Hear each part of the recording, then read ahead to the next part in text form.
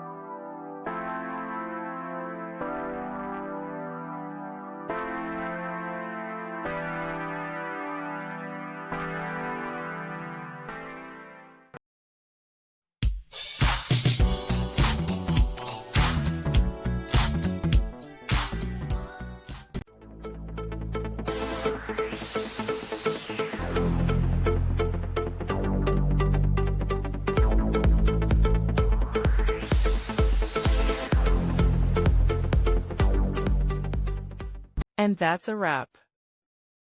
I hope you found the answer you were looking for. If you did, take a second to hit that subscribe button. It really helps out. And let me know in the comments which solution worked best for you.